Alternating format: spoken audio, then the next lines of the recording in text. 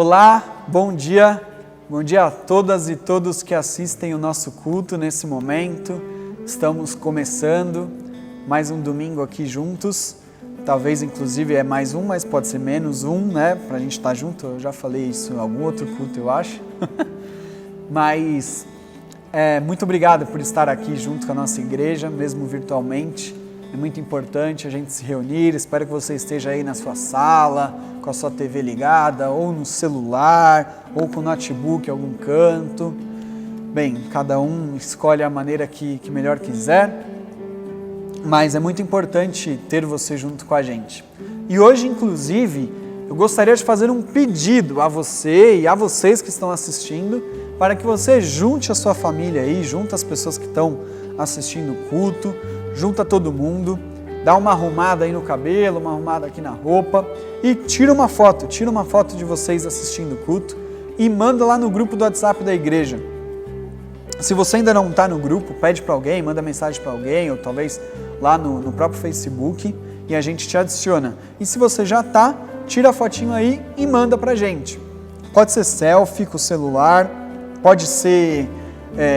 bota o celular assim longe, né, para mandar, pode ser por uma câmera, fica à vontade, mas junta todo mundo, dá aquela arrumadinha aí, aquele jeitinho no cabelo e aí manda a foto pra gente. Nossa ideia é, talvez aí no futuro, montar um banner, montar um cartaz com as fotos da igreja, mostrando como nós estamos mesmo separados, estamos juntos. De alguma maneira, nossa igreja, nossa comunidade se mantém unida, todos juntos, assistindo aos nossos cultos e participando da vida em comunidade da forma que nos é possível nesse momento. Então, muito obrigado por estar junto com a gente. Deus abençoe você, Deus abençoe sua casa, sua família. Hoje nós teremos um momento de louvor, depois teremos uma pregação do pastor Celso e você acompanha junto com a gente a partir de agora. Vamos orar, fazer uma rápida oração.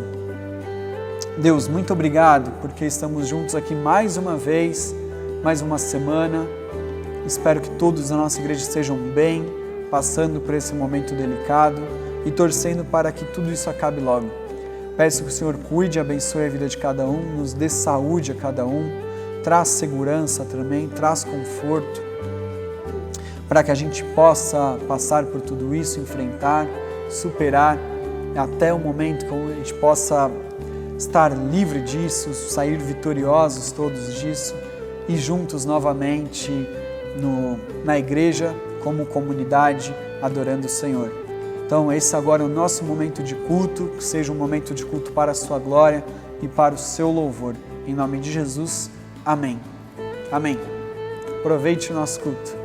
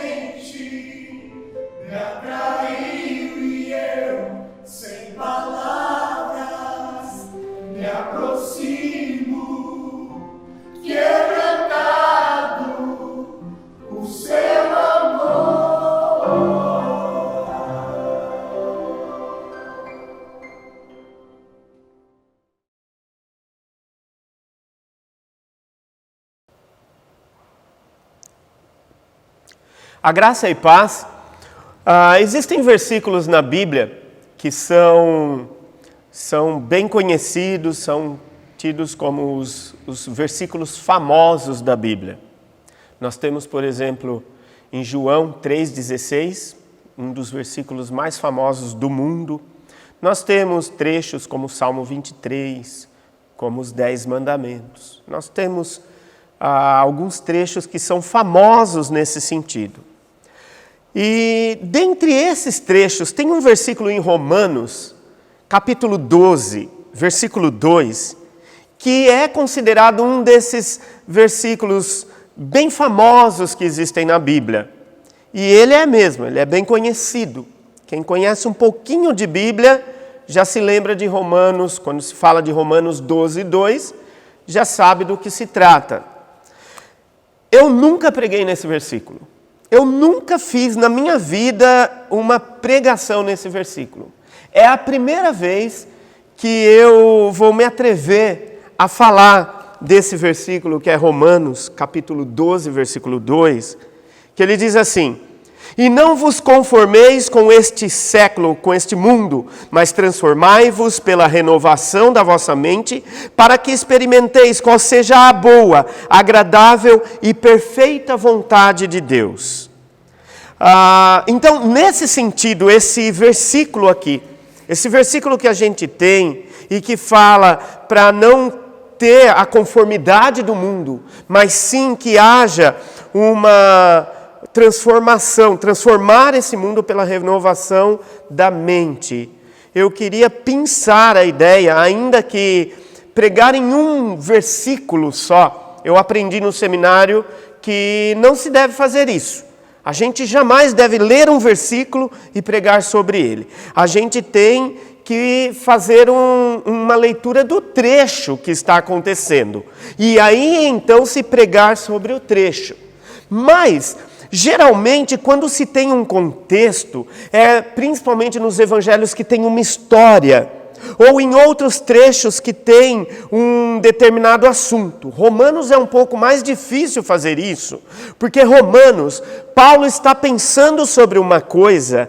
Romanos é dificílimo pregar. O livro de Romanos é um dos mais difíceis da Bíblia, porque Paulo, quando ele está pensando sobre uma coisa, ele pega e deixa aquele assunto e começa a falar de outro.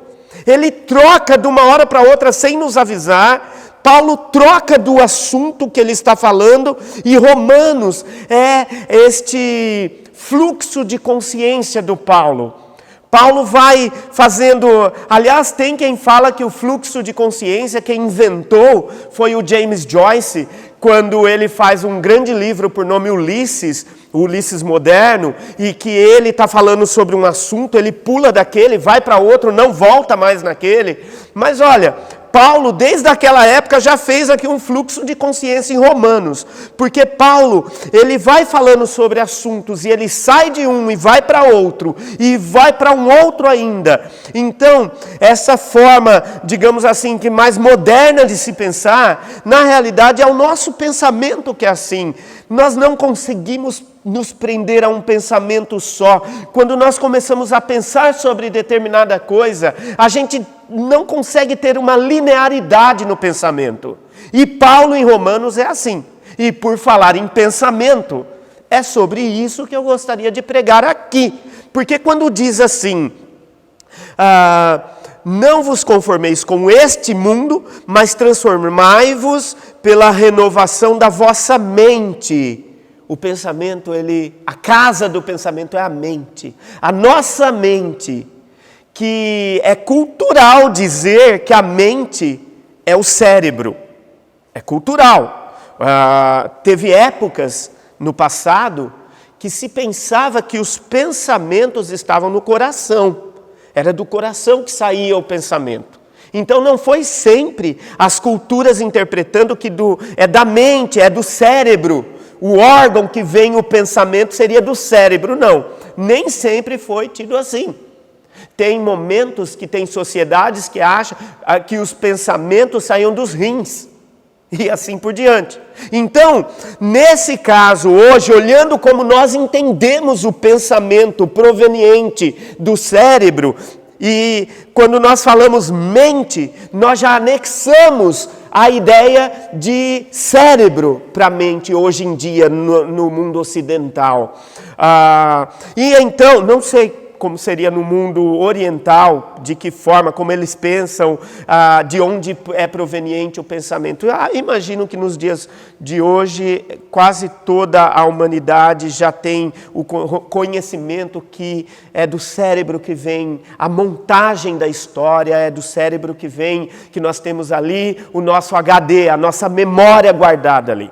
Muito bem, mas indo para a Bíblia, quando fala...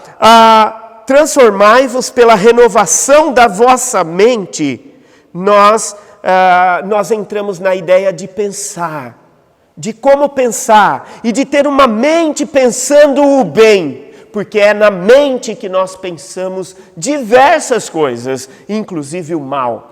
É na nossa mente que nós pensamos e que nós arquitetamos a inveja. É da nossa mente que sai o ciúme. É da nossa mente que sai a ira e as arquitetações de violência. Tem uma história, um romance escrito por um escritor português por nome José Saramago. Ele fala de um momento em que acontece uma pandemia, e tem tudo a ver com esse momento. Parece que você começa a ler aquilo, você pensa, poxa vida, daquela época que ele escreveu está igualzinho o que é uma quarentena hoje. E ali então, naquele momento de pandemia, saía nas pessoas, vinham todos os tipos de pensamentos mais primitivos e de ações e de desejos mais primitivos quando a pessoa está quase a ponto da morte ou quando uma doença grave, naquele caso era uma cegueira, e inclusive o romance se chama Ensaio sobre a Cegueira.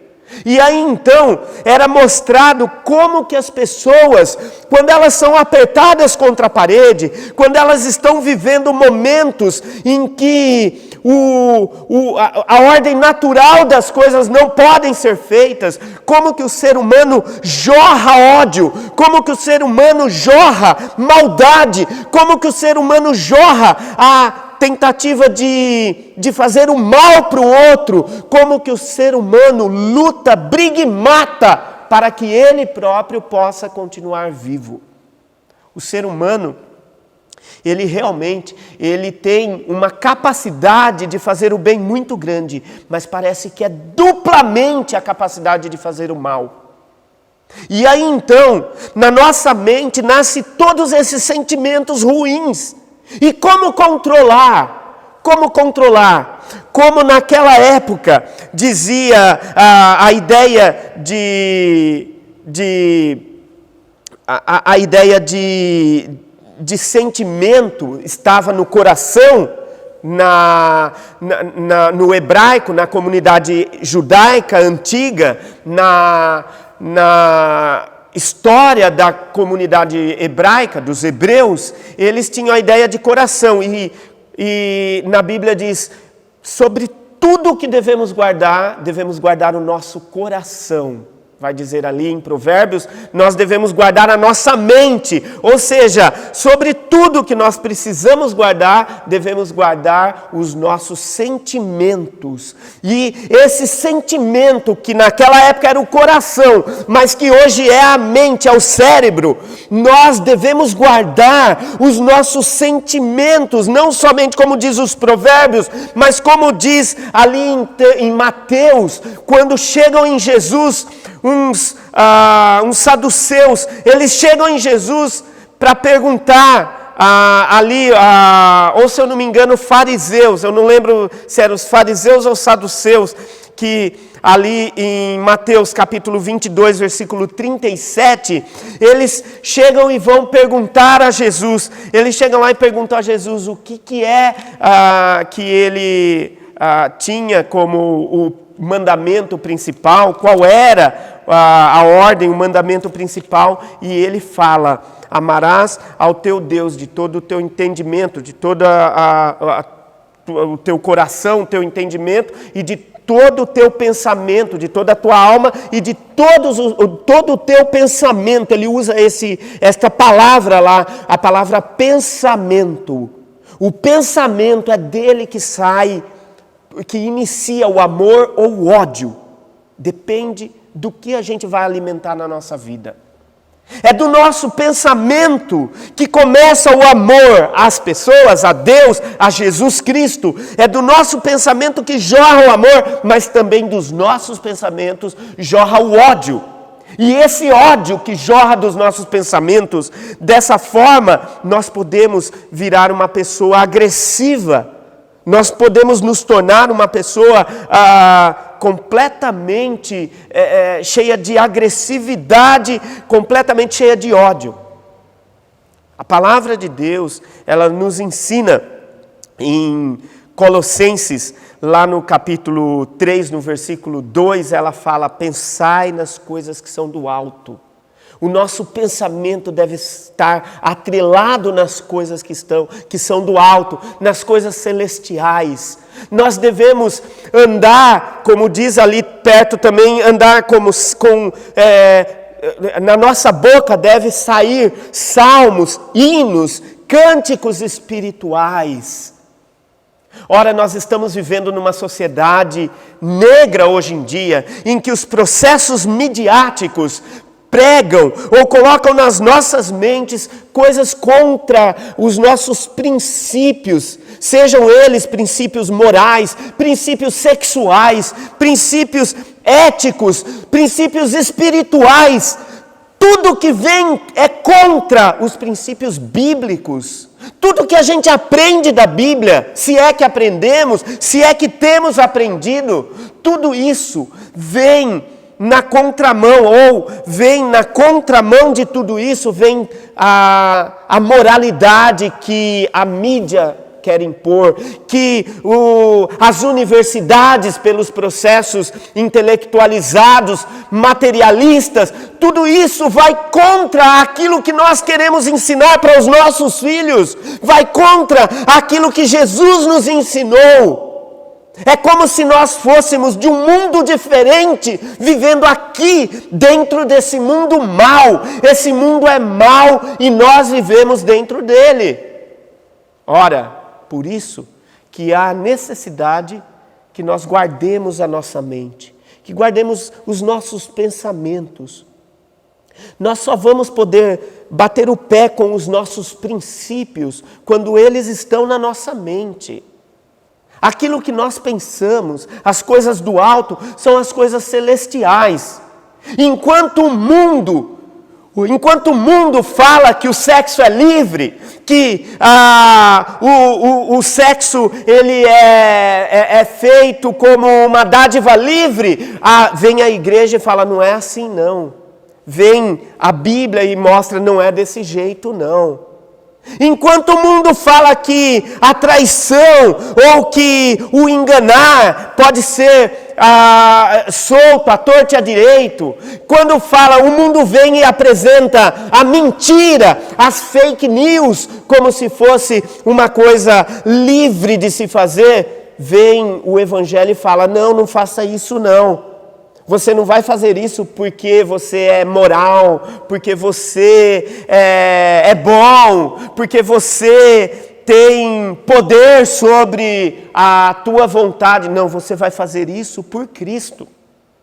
É por Cristo que nós fazemos tudo isso. É por Cristo que nós vivemos a nossa moralidade, a nossa espiritualidade, e ela não condiz com o mundo. O mundo é diferente. O mundo fala: pode, tudo que quiser pode, você pode isso, você pode aquilo. O mundo quer a liberalidade. Não é assim entre o cristianismo. Nós, os cristãos, que somos taxados como aqueles que são incultos, que são tristes, que são cheios de amarras, aqueles que são cheios de não podes. Não é assim, nós somos felizes. Eu tenho um sentimento de que depois que o Evangelho chegou na minha vida, ele ajeitou a minha vida, ele me dá forças para, inclusive, ir contra a minha própria vontade, porque a minha vontade é má, a minha vontade é ruim. Mas vê então esse versículo e diz: não se conforme com esse mundo, não aceite. Se as novelas falam para você fazer assim, outro dia eu estava assistindo uma novela e vendo a forma de uma filha tratar a mãe. Falei, Deus me perdoe, é assim. E novela ensina.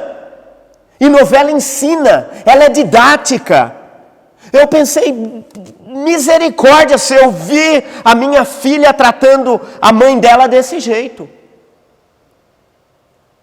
Essas coisas, meus irmãos, a nossa mente deve ser diferente e nós não devemos aceitar o politicamente correto que está no ar. Nós não aceitamos este politicamente correto que está no ar. Não quer dizer que somos retrógrados, não quer dizer que somos sem cultura, sem ensinamentos, não quer dizer, nós estudamos nas mesmas universidades que as pessoas mundanas, que as pessoas incrédulas, que os ateus, nós estudamos. Nós também estudamos James Joyce, nós também estudamos os pensadores, nós também estudamos os socráticos, nós estudamos tudo junto, mas a nossa mente é moldada pela Bíblia.